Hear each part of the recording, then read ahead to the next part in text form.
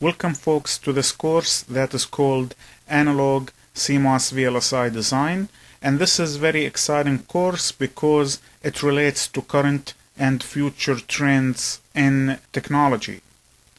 So today's lecture is the first lecture of the course, which is very profound lecture, which means very fundamental lecture that the topics we'll cover today will be the foundation that we will build on advanced topics as we go through the course. Today's lecture is called CMOS Devices. We're going to look into the MOSFETs as devices, and we're going to look into them in details, which is the topic of this whole course, is how can we use CMOS devices to implement analog integrated circuits. And we will start from the basics. The first thing we will start with is the electric symbols of these devices.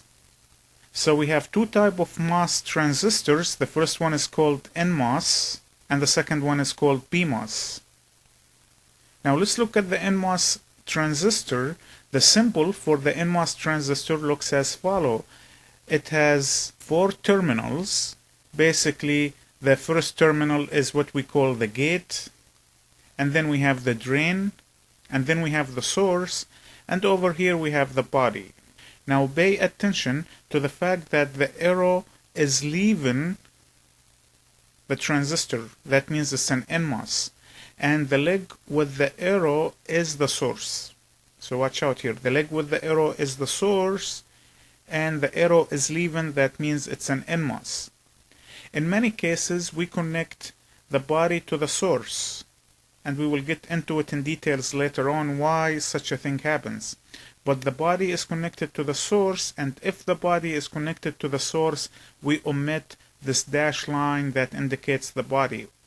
The body is also called the bulk or the substrate of the transistor. In today's lecture, we will go back into it in details, and we will explain the concept of the body or the bulk of the transistor. If the body is connected to the source, then we omit this dashed line, and the transistor will look like this. You will have the gate, then the drain and the source, and the dashed line is omitted. This symbol means the body is connected to the source. Sometimes we skip even that notation, and then the designer should know that by understanding the way the CMOS technology works, and we know that the body is not connected to the source because of certain conditions are not met. We will also go through them later on. The PMOS transistor as a symbol, almost similar to the NMOS transistor. There is few differences. It is a four-terminal device which has gate, source, and drain as shown here, and then we have the body with the dashed line. The source terminal or leg has an arrow going into the transistor. So if the arrow is going into the transistor, it's a PMOS. If the arrow is leaving the transistor, it's an NMOS. And the leg or the terminal with the arrow is the source. So watch out here. The leg that has the arrow is the source. The other leg will be the drain. And the gate always in the middle. Also, if the source and the body connected together in the PMOS transistors, we omit the body line. So now what we have is the gate, the source, and the drain as shown in the symbol. And now we know that the source and the body are connected together.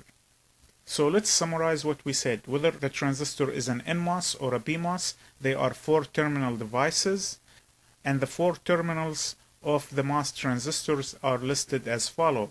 The first one is the gate, which has the letter G, and the second terminal is the drain, which has the letter D. The third terminal is the source, which has the letter S, and the fourth terminal is the body, which has the letter B. If the body is connected to the source, the body terminal is omitted. Now different authors might use different notations, but for us, we will omit the body leg if it is connected to the source.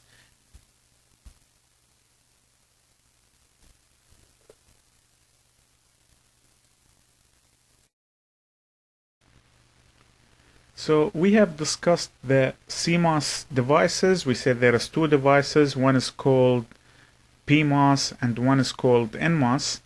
But what we are interested now is we would like to clarify some abbreviations because we will use these terms very frequently. We should know what they mean. So the first one is MOS. So whenever you hear MOS transistor, that means metal oxide semiconductor transistor. So make sure that you know that, right? I mean, if you're going to do analog CMOS design, you have to know what MOS means. Metal oxide semiconductor transistor. CMOS means complementary metal oxide semiconductor transistors, which means, that's what it means. That's what a CMOS means. It means that we will have an NMOS transistor and a PMOS transistor are built on the same wafer, on the same silicon area. We will explain that in today's lecture. You will have a better understanding of what CMOS means, but make sure that CMOS means complementary MOS, which means you have a PMOS and the NMOS on the same chip or on the same wafer. Wafer is the bulk of the integrated circuit. So what we will do is we will go over the NMOS transistor first, then we will develop the theoretical background to come up with the voltage current relationship.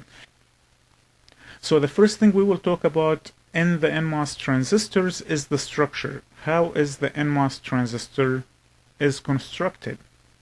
So basically what you have is the bulk of a silicon that is doped with P material. Remember from early semiconductor physics, you can add impurities to the pure silicon such that the majority carriers become positive charges, or what we call holes.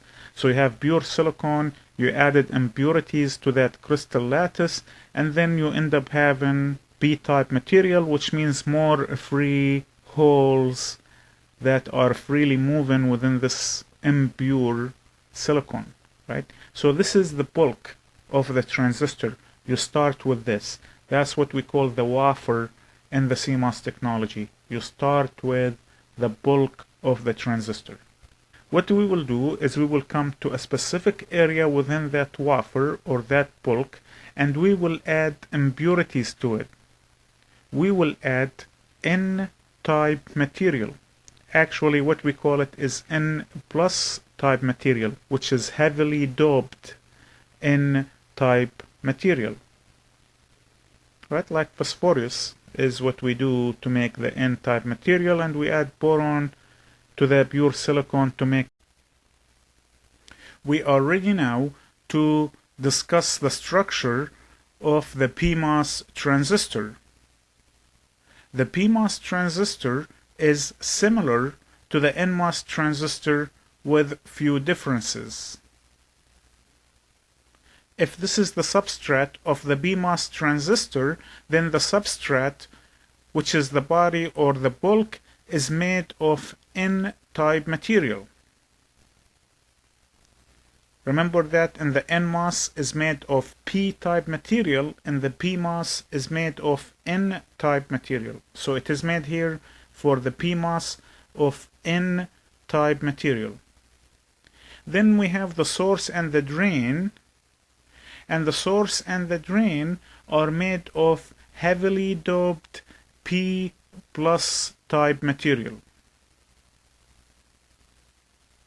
Then for the gate we're going to have silicon dioxide and the poly layers to constitute the gate. So we can state that as in the NMOS there is a silicon dioxide layer and a poly layer at the gate.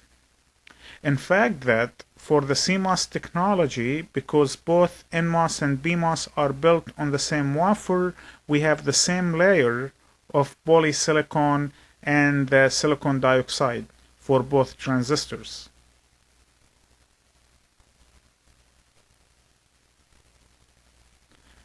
Finally, the body of the PMOS is usually connected to the highest voltage in the circuit. So as you see in the animation here, we have heavily doped N-type material that is connected to the body, and the body of the PMOS transistor is connected to the highest voltage in the circuit. We are ready now to discuss CMOS technology. So remember that in CMOS technology, we said that both NMOS and PMOS transistors are built on the same wafer. Wafer means the main substrate or the main body or the bulk of the integrated circuit, and it is usually made of P-type material. Current state-of-the-art manufacturing process use P-type material for the bulk to manufacture CMOS technology. Usually, NMOS transistors are built on the main substrate, and the PMOS transistors require a well or a top. We are ready now to discuss the VI characteristics of the NMOS transistor. So what we will do is we are trying to develop an understanding of how to find the relationship between the voltages and the currents for the NMOS transistor. And to understand the voltage-current relationship, we will vary the gate voltage from 0 to VDD, and we will also vary the drain voltage from 0 to VDD. So if you will look at the diagrams here, what we will do is we will say that we have the transistor. Here is an NMOS transistor, and the gate is connected to a variable voltage, and the drain is connected to a variable voltage, while the source is grounded. And let us look at the 2D structure for this transistor. So here is the 2D structure for the transistor, and we will connect the source to ground, and we will connect the gate to a variable voltage and the drain to a variable voltage. And we will begin by making VD to be very small. So we will say that the drain voltage is really small. We will vary it from 0 to VDD, but let's say that the drain voltage to be very small, very close to 0. So initially, let VG equal 0. So let's see what's going on when we set VG equal 0. Let's look at the 2D structure of the transistor. So here is the 2D structure of the transistor, whereas the gate is connected to ground as we stated. And remember that the body is a P-type material. That means there is more free holes within the body of the transistor, which means that the positive charges are the majority carriers, and they act as an insulator between the drain and the source. So there is an insulation between the drain and the source, which means that the current will not flow from the drain to the source. Now we are ready for the VI, which means the voltage-current relationship, or basically the VI equations for NMOS transistor. What that means is I wanted to know, by changing the voltages, what happens to the currents. That's what I'm after. Let's start with the basic structure of the transistor. Here is the 2D layout, and as you can see, the source is grounded and the gate is connected to a variable voltage, and the drain is connected to a variable voltage. We can replace this 2D structure with the symbol, the electric symbol structure. So basically what we have is the transistor, and the gate is connected to VG, and the drain is connected to VD, and the source is grounded. So this is the basic structure that we discussed before, and in order for us to find the voltage-current relationship, the first thing we have to do is look at the creation of the channel. When can we create a channel? From our previous discussion, we have stated that if VGS is less than VTH, is less than the threshold voltage, the transistor is off. Basically, it's in the sub-threshold region, and for now, we're going to say that the transistor is off if it is in the sub-threshold voltage. We assume there is no current through the transistor, but as we stated earlier, when it comes to practice, when you design the circuit for physical manufacturing on the wafer, this sub-threshold voltage will cause leakage current, so you have to count for it. But for now, we assume that, this is very important remark, for now we assume that if VGS is less than the threshold voltage, the transistor is off. That basically means the drain and the source are separate. So far what we said is we created the channel and we applied VDS. We haven't explored the voltage-current relationship. Well, there is two dominating regions we have to discuss. The first one is what we call the triode region or the linear region. The triode region or the linear region occurs if VGS minus the threshold voltage. Remember, we call this what? The overdrive voltage. If the overdrive voltage is bigger than VDS. Okay, so I want you to see the picture across the transistor because this is very important. You're going to analyze the analog circuits by inspections a lot of times. Remember that in the early electronics courses, that's what drove a lot of the students nuts, because we said that we electrical engineers, we got to see the electronic circuits by inspection. In fact, that because electronics is about approximations, and we're going to explore that shortly in today's and next lecture, that a lot of times you can analyze analog circuits by inspection. So what I want you to do, I want you to be able to visualize the transistors as we go through, and then analyze the circuit based on your visualization. What we're saying is VDS, the voltage from the drain to the source, is smaller than, less than, VGS minus the threshold voltage, the voltage from the gate to the source minus the threshold voltage. That is the overdrive voltage, the effective voltage, how strong the channel is. See, I want you to visualize that. VGS tells you how strong the channel is. That voltage is bigger than VDS. That means VDS too small, right? So VDS is smaller than VGS minus VT. Visualize that on the transistor. If this is the case, then you are in the triode region, the linear region. Then the current voltage relationship is given as follow. You must memorize this. I never forgot it ever since I was in undergrad.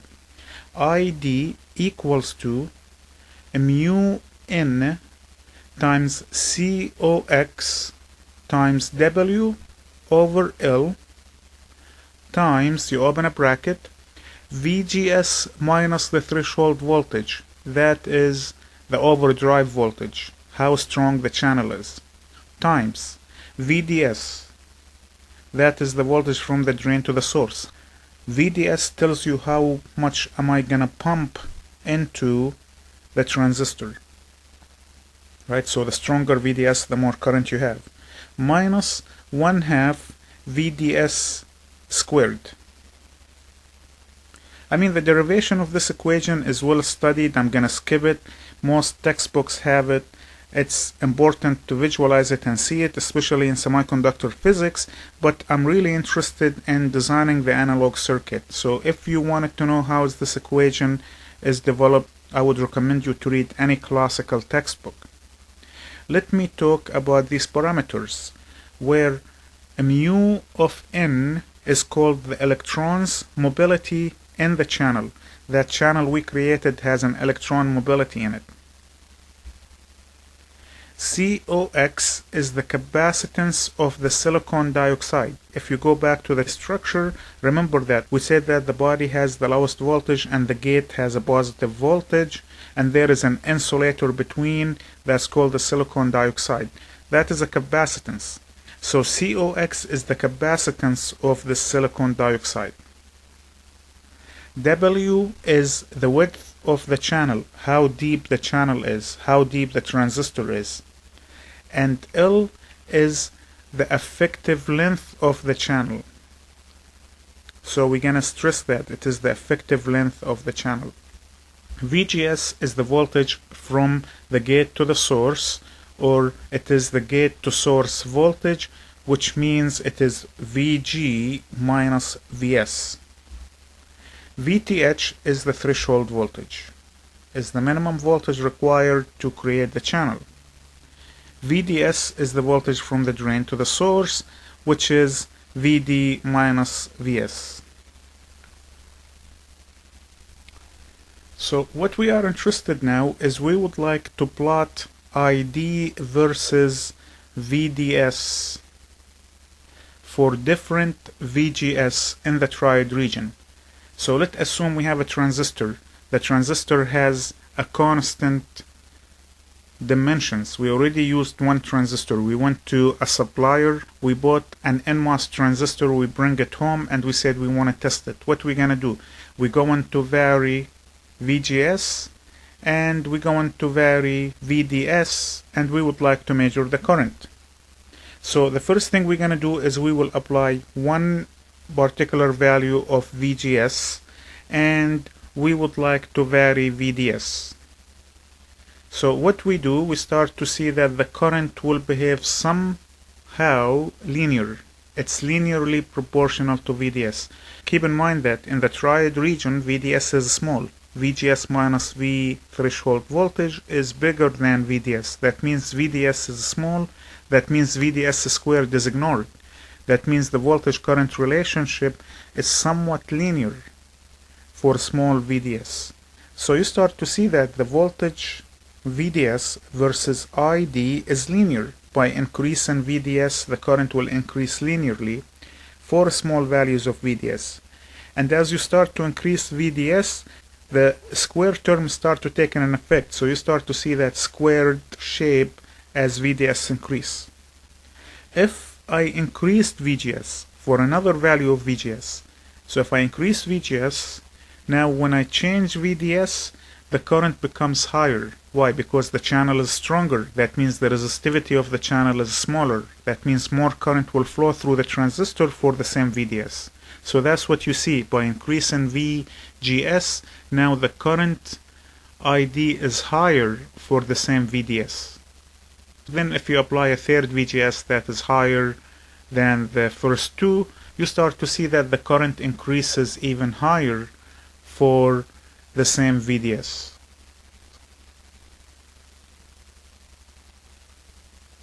Another important feature in the triad region, which is really the variable resistance of the transistor. So what we will say now is NMOS as variable resistance. If VDS is small, then the drain source terminals functions as a resistor. So what we do here, if we have a transistor, and here is the transistor, here is the source, here is the drain, and here is the gate, in the triad region, if VDS is small, then this transistor can be modeled as a variable resistance. So we're going to have a resistance, and this resistance is from the drain to the source, and the variable resistance depends on VGS. So by changing VGS, I can change the slope of this voltage-current relationship. That means I can change the resistor. So now it is a voltage-controlled resistor. I can change this resistor by changing the voltage. And this is very powerful. In fact, that's what we have in early technologies. When you have an automatic switch in the old days, you can change the resistance of the MOS transistor by changing the voltage. We call this resistor R-on, R subscript on. So for very small VDS, if VDS is much less than the overdrive voltage, the current equation is approximated. Basically what we do is we ignore the square term. Then ID can be approximated to be UNCOXW over L times VGS minus threshold voltage times VDS. And what we did, we ignored the minus 1/2 VDS squared. And you should not memorize this equation. Here you should memorize the main equation, and you should know that for small VDS you omit the square term. That's something you should know. It should make sense to you. Because VDS is small, the square term is omitted. And analog engineers should make this assumption as a brave man. You should do it as a brave warrior. You are a brave warrior in electronics. Because these are the tactics that we use as analog engineers. We make these assumptions to begin with as a first cut approximation. We say, assume that this is neglected. How is the device will behave? Then if I added the 1/2 VD squared, how is the device will behave? How much deviation did I have? Did I make the right assumption? Is the deviation too much, or was I within tolerable error? So these are decisions that an analog engineer makes on the spot. So now we can define R on. What's R on? R on is basically VDS over ID. That's Ohm's law, right? The resistance from the drain to the source, if it's a resistor, the resistance from the drain to the source is VDS over ID. This is just a DC condition, right? So it can be small signal, it can be a DC condition. VDS over ID is R on. And when you do the substitution of the current equation in VDS, you can see that the VDS on the top cancels the VDS on the bottom. So what you have is 1 over mu n COX times W over L times VGS minus the threshold voltage VTH. And now you end up defining that variable resistance as a function of VGS. By changing VGS, you change the value of that resistance. And this is powerful. You can control that resistor. And you will be surprised how much advanced technology uses this tactic, the resistance in the triode region, as a function of VGS. So this is the way the transistor works in the triode region.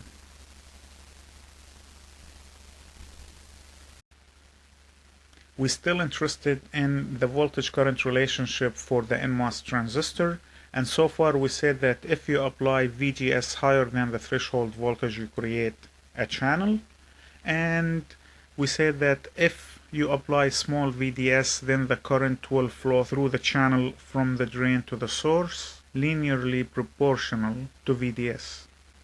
Now what we are interested in is the voltage-current relationship, or the IV relationship, in the saturation region.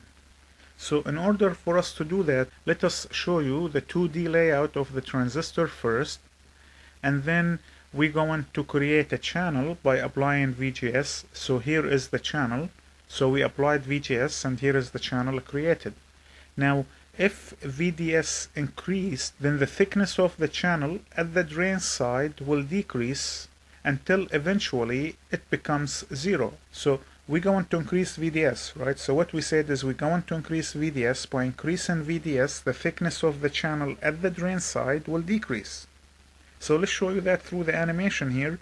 You start to see that the thickness of the channel is decreasing because we are increasing VDS. Once the thickness becomes 0, at this point, the concentration gradient across the channel is maximum, right? It is the derivative with respect to distance. We call that a gradient. So the concentration gradient means the derivative, the rate of change of the concentration with respect to the length of the channel. So you start to see that the gradient across the channel is maximum, and that occurs when VDS equals to VGS minus the threshold voltage. When VDS equals to VGS minus threshold voltage, that means the effective voltage equals to VDS. We have depleted all of the free electrons at the drain side.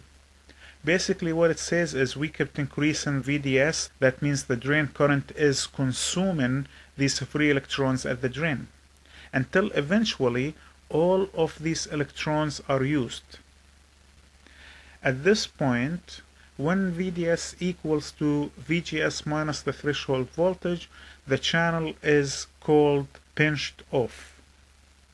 In the ideal case, ideally, in the ideal world, if VDS increases, the channel remains pinched off. because we have used all of the free electrons at the drain side. Then the current is maximum. Nothing happens to the current. It is saturated. By increasing VDS above VGS minus the threshold voltage, the effect of the channel is similar to the pinch-off condition, right? Because I have used all of the free electrons at that condition. Even if I increased VDS above that, the transistor thinks that VDS is VGS minus the threshold voltage. If I substitute for VDS equals to VGS minus the threshold voltage in the current equation, I end up with the current equation in the saturation region, which is ID equals to 1/2 mu n COX W over L times VGS minus the threshold voltage squared. So all what we did, we substituted for VDS to equal to VGS minus the threshold voltage, because we have used all of the free electrons at the drain side at that point. And if I increase VDS anymore, I cannot increase the current because I have used all the free electrons at the drain side. That is interesting. So let us show you what happens to the voltage current relationship on the graph. So we're going to plot VDS versus ID. So here is the VDS axis and here is the ID axis. And let's start with one VGS. So we say that we're going to select one VGS above the threshold voltage. That means the transistor is conducting. And by increasing VDS from 0, we start with the linear region until VGS equals to VGS minus the threshold voltage. If I increase VDS more, if I increase the voltage at the drain even more, then I reach saturation. The current will stay flat. Nothing will happen to the current, so you end up with this curve for VGS1. Now let us select another VGS that is bigger than VGS1, and we're going to change VDS. So we can see that the current will be higher because VGS is bigger, because the channel is stronger. That means the resistivity of the channel is smaller. That means for the same VDS I get higher current in the triode region until I reach saturation. Once I reach saturation, the current stays flat. So you start to see that you have a higher current for higher VGS and so forth. So if I increase VGS for the third time, I get the same thing, and VGS for the fourth time, I get the same thing. So now this is the voltage current relationship graphically for different VGS. By changing VGS, I get more current of the transistor. Here is the triode region, it's linear, and here is the saturation region. Designers avoid the pinch-off region because you can flip between the triode and the saturation region, and that causes problems, right? So we try to avoid that when we do the design. We either like to be somewhere in the saturation region or somewhere in the triode, in the early triode region. In the analog world, we're going to use the transistor as a resistor, or we're going to use it as an amplifier. You can use it as a switch as well, and that is for other applications in digital circuits and some analog circuits such as power supply and chopping the signals. You can use it as a switch as well. But for now, in the analog CMOS design, most of the time we're going to either use it as a variable resistor or as an amplifier. It's going to be either in the triode region or you're going to be in the saturation region. In some other cases, we can also use it as a capacitor, and it is well documented in the literature as well. Remember that this is the case in the ideal world, but what happens is actually by increasing VDS, other things happen to the channel. And one important thing is what we call the channel modulation effect. What does that mean? Let's show you that in the animation here. What happens by increasing VDS higher than the overdrive voltage, the channel length decrease. By increasing VDS even more than the pinch-off voltage, the channel length decrease. Well, if VDS becomes greater than VGS minus the threshold voltage, then the channel length decrease to L prime. That decrease in the channel length is correlated to VDS. So if you increase VDS, the channel length decrease. So that's why we call it channel modulation effect. The channel length is affected by VDS. If you increase VDS, channel length decrease. Where L prime is less than L. This condition is always true because by increasing VDS, the channel length will be less than the actual effective length of the channel. Then ID, the drain current, will equal to 1/2 mu n COX W over L prime, not over L, over L prime. That is the effective length, times VGS minus the threshold voltage squared. We just came back to the original equation for the saturation region and we replaced L by L prime because the channel length now changed. Now we can say that since L prime will equal to L minus delta L, the following approximation can be used. We can say that 1 over L prime is approximately equal to 1 plus delta L over L, this whole thing divided by L. Also, note that delta L over L is proportional with VDS. So let's go over here and see what do we say. What we are saying is the decrease in the channel length, the decrease is delta L. How much did I lose in the channel length? Delta L over the overall channel is proportional to VDS. So by increasing VDS, I increase the losses in the channel length. Delta L increase. And we go on to say that this will equal to lambda times VDS, whereas lambda is the channel modulation index. So delta L over L is proportional to lambda. Then 1 over L prime, which we said that is approximately equal to 1 plus delta L over L over L. So now what we can do, we can say that VDS, when it's greater than VGS minus the threshold voltage, which means I am in the saturation region, for this condition, the current equation becomes ID will equal to 1/2 mu n COX W over L times VGS minus the threshold voltage squared times 1 plus lambda times VDS. Basically, I substituted for 1 over L prime to be 1 over L times 1 plus lambda times VDS. That's all what I did. This equation is very powerful. You must memorize it. In fact, that, as I said earlier, I never forgot this equation since I was an undergrad. Also, lambda, which is the modulation index, is inversely proportional to L. So you can increase lambda by decreasing L. So lambda is very large for a small device. That is important, which means that it's more non-ideal. That means the non-ideal effect of the voltage current relationship is more dominant in smaller devices or faster devices. We can explore that later on, because smaller devices means a smaller capacitance.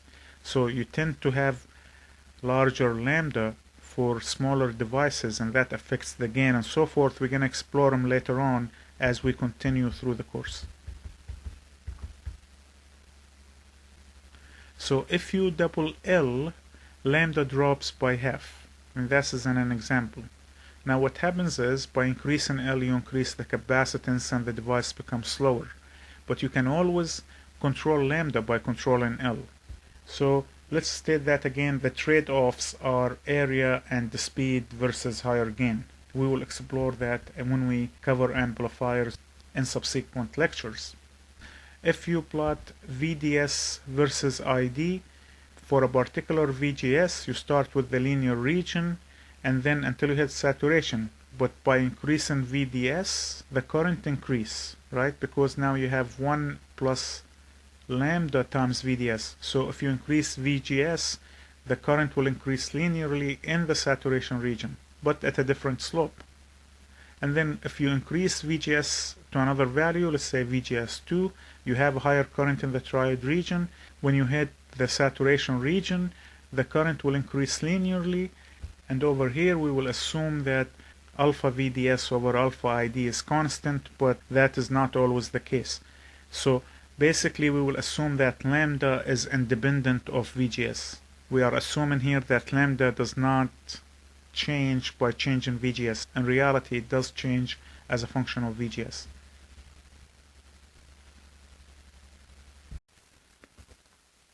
Let us have summary of the VI relationship for the NMOS transistor. As you can see in the diagram here is the transistor with its 4 terminals, and we will define the voltage VGS to be the voltage from the gate to the source. We will also define VDS to be the voltage from the drain to the source. And we have the voltage from the source to the body to be VSB. Keep in mind that the voltage VSB is the voltage from the source to the body. So there is few notes we would like to describe in the summary. The first one is the gate's current IG is always 0. The reason is because the oxide layer at the gate acts as insulator. So let us add more notes about this gate's current. There is important notes about the gate's current we would like to stress as well. In modern technologies, the supply voltage is low. We do that to reduce the consumed power of the circuit. We lower the voltage. So the oxide thickness is small, so that the small voltage at the gate, small VGS, will turn the device on. You see, so we do that for a purpose.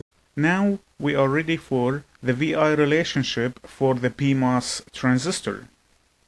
Here is the 2D layout for the PMOS transistor as we described it before. And note that the bulk or the body is made of N-type material, and it must be connected to the highest voltage in the circuit.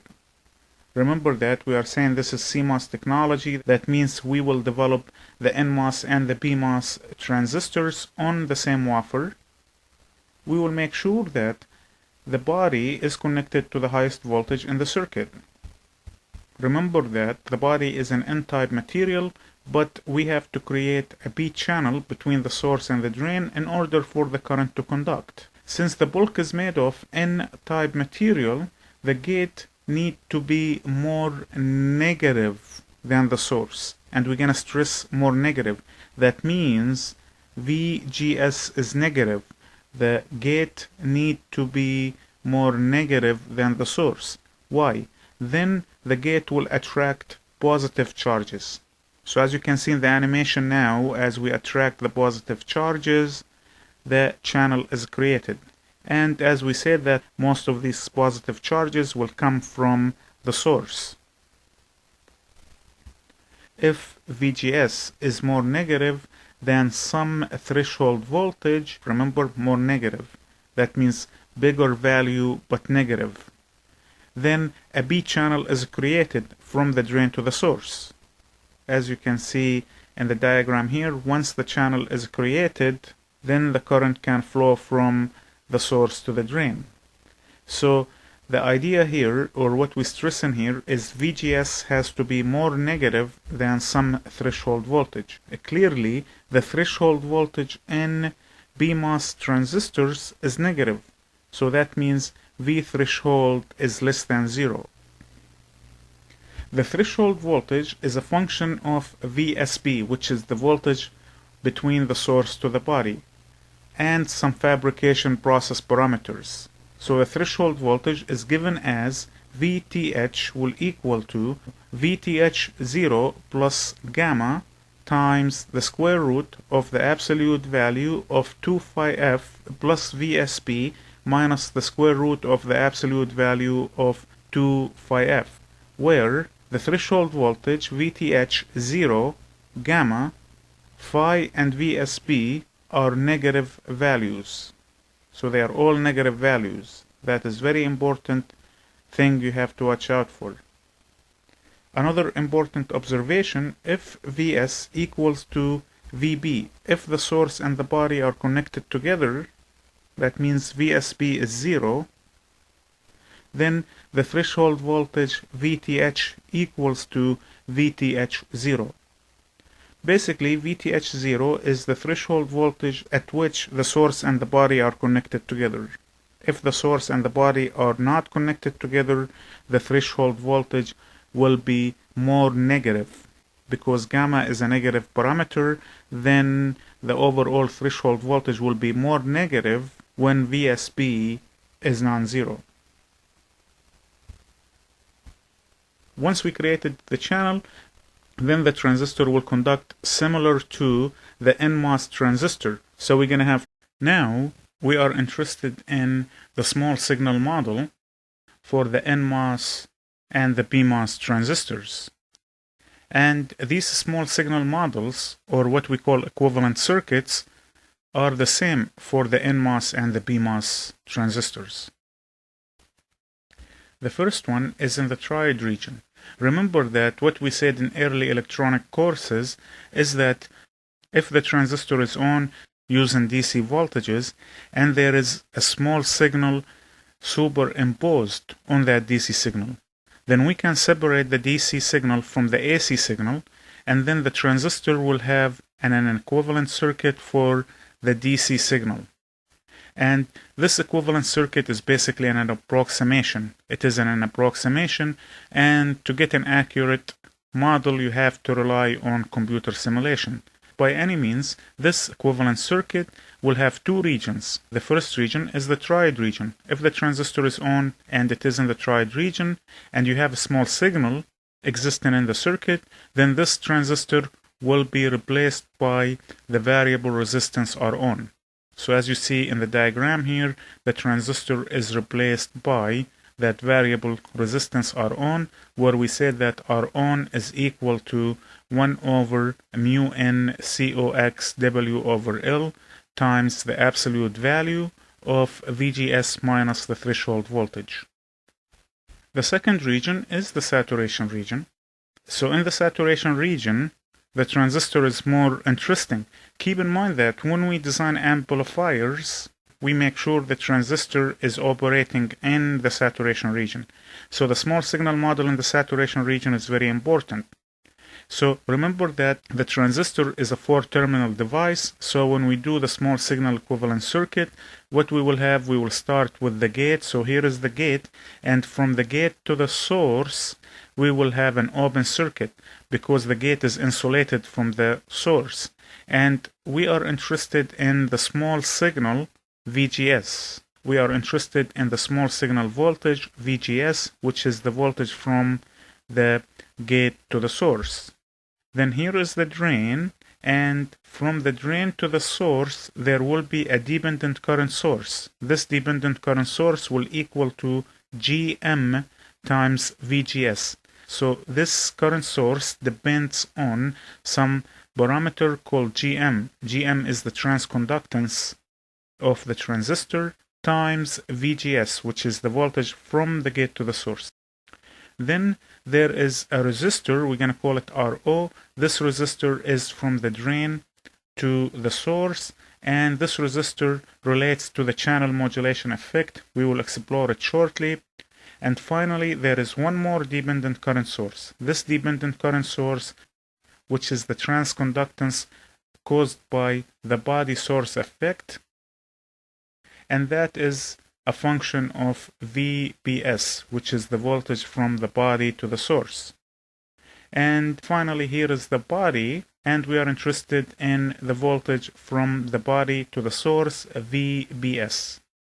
This model is very important, and you must memorize it as well. And this is the same model that is used for the NMOS and the PMOS transistors. They are valid for both. Now the question is, what are these parameters and how did we evaluate these parameters? So let's look at the first parameter, which is the drain source transconductance, that is GM. So GM is the drain source transconductance. Basically, the way we define the transconductance, we say that Gm will equal to alpha ID over alpha VGS. So how much the current change by changing VGS. If we keep VDS constant, so at a particular VDS, by changing VGS, the current ID will change. So Gm tells you how much the current changed over how much the voltage changed. So it is the transconductance. The change of the current over the change of the voltage is conductance. And because we're doing the alpha, that means the change of the current over the change of the voltage, it becomes a transconductance.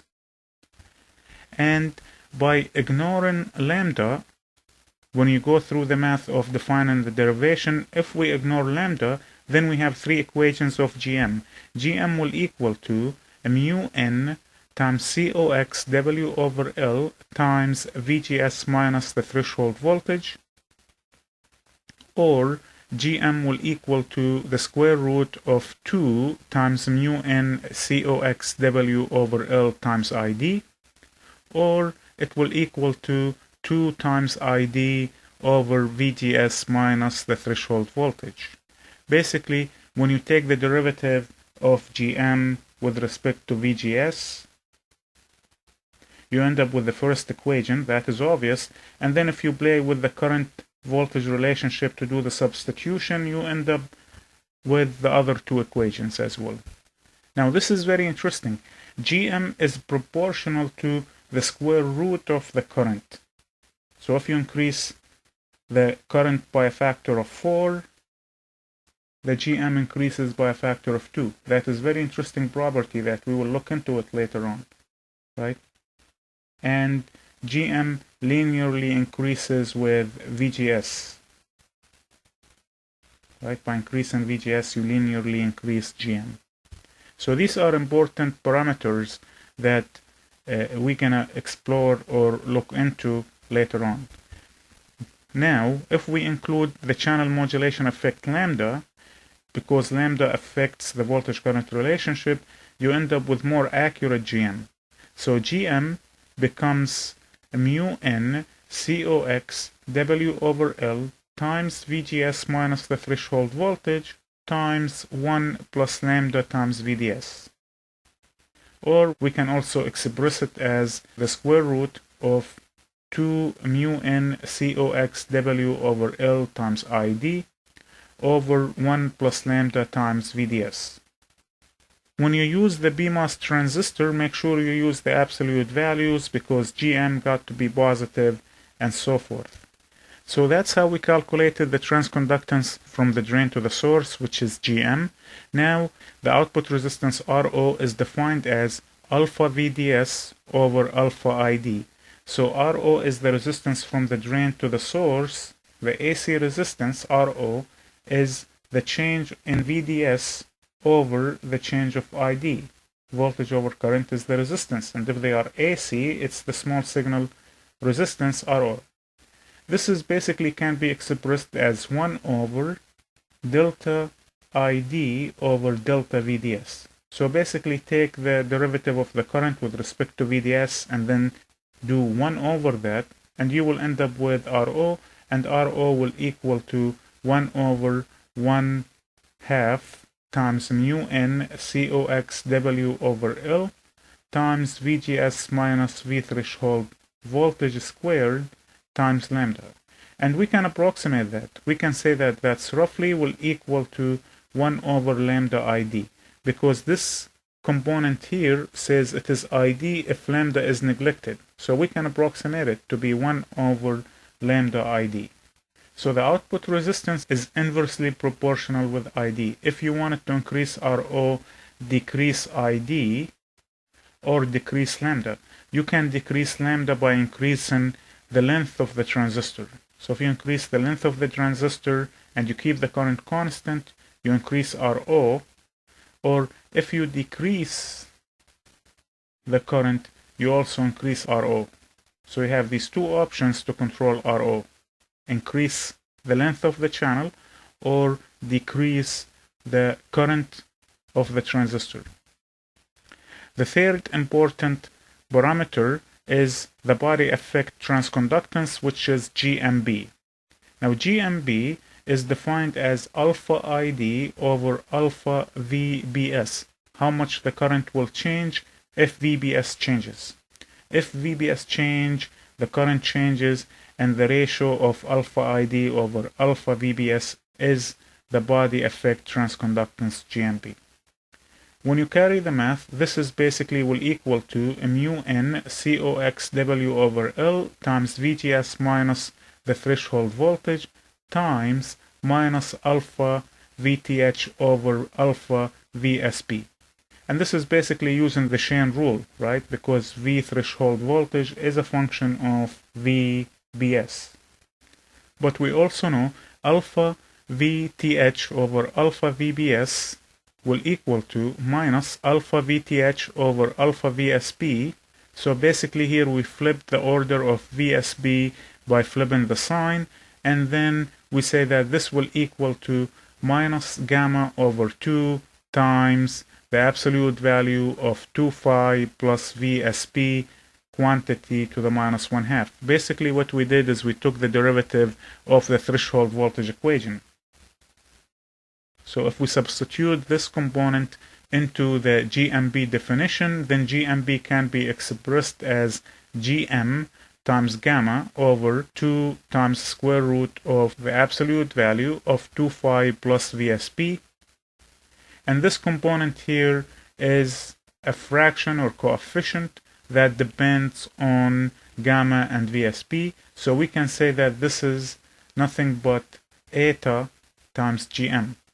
So the body effect transconductance is a function of GM and the DC biasing voltage VSP.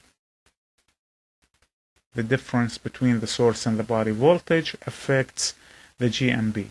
Keep in mind that if the gate, if you go back to the small signal model, if the source and the body are the same, then VSP is 0. That means the current source is 0. And if the current source is 0, is open circuit, you take it out. The same thing with VGS. If VGS, the AC voltage VGS is 0, then this current source is 0, and you end up with RO. So this is also becomes important condition that we look at it in the next chapter, and we will be able to use CMOS technology by making sure that the gate and the source and the body are all connected to 0 voltages. Then the transistor behaves as a resistor, and we will get into it next lecture.